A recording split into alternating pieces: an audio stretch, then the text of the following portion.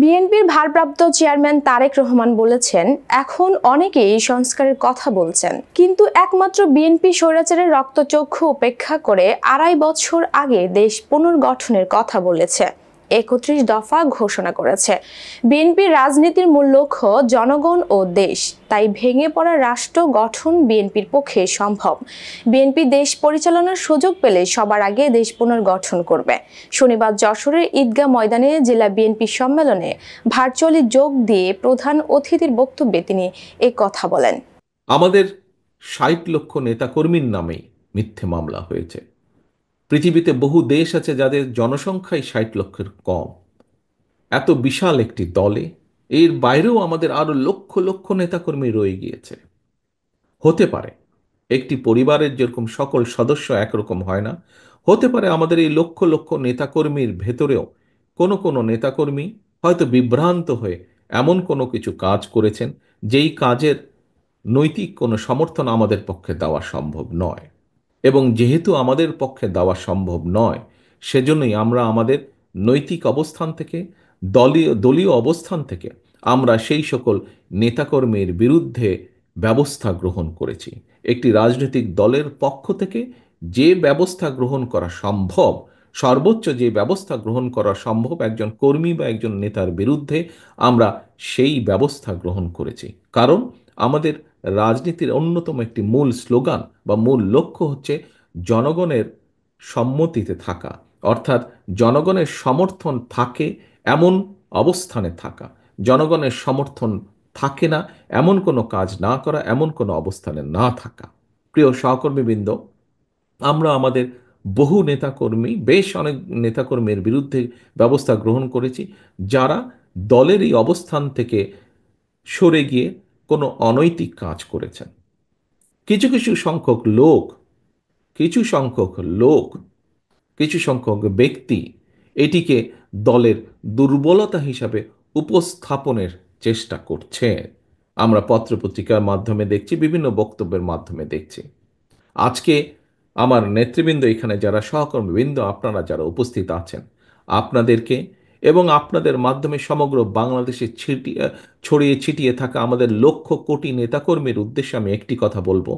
যারা এই কথাটি বলে যারা এই কথাটি বলে অন্য কিছু হাসিলের চেষ্টা করে, দয়া করে সকলকে বলে দিবেন যে বিএনপি বিএনপি তার অবস্থান পরিষ্কার করেছে।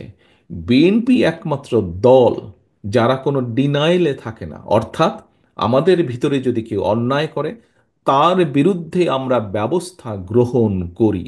এই উদাহরণ একমাত্র বিএনপি দেখেছে। এটি বাংলাদেশ জাতীয়তাবাদী দল এবং অন্য দলের সাথে এটি হচ্ছে অন্যতম সবচেয়ে বড় পার্থক্য।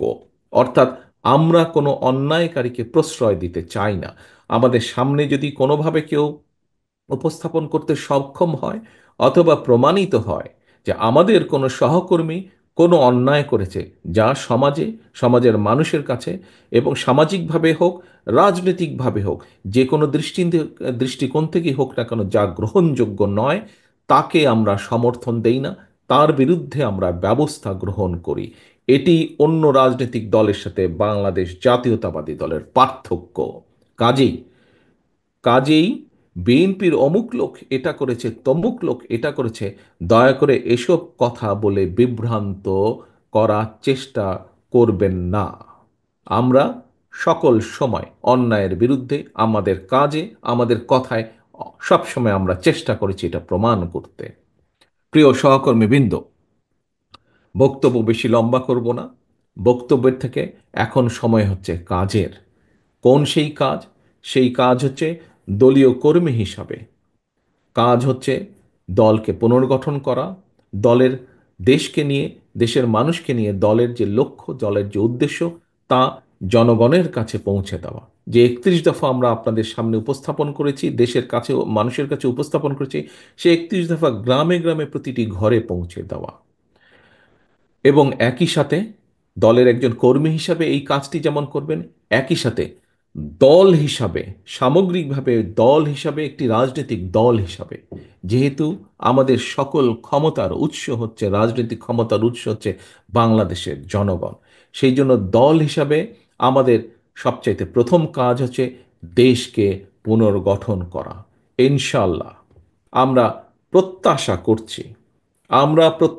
করছি যে অন্তর্বর্তীকালীন যে সরকার, এই সরকার যার প্রধান কাজ হচ্ছে দেশের মানুষের প্রত্যাশা অনুযায়ী একটি নিরপেক্ষ স্বচ্ছ নির্বাচন উপস্থাপন করা বা উপহার দেওয়া দেশকে, আমরা প্রত্যাশা করি সেই কাজটি মনোযোগ সহকারে যত দ্রুত সম্ভব এই অন্তর্বর্তীকালীন সরকার সেটি করবেন এবং সেই নির্বাচনের মাধ্যমে বাংলাদেশ জাতীয়তাবাদী দল এই দেশের মানুষের সমর্থন নিয়ে সরকার গঠনে সক্ষম হলে একটি রাজনৈতিক দল হিসাবে আমাদের সবচাইতে প্রথম এবং সবচাইতে জরুরি, সবচাইতে মূল্যবান কাজ হচ্ছে দেশকে পুনর্গঠন করা।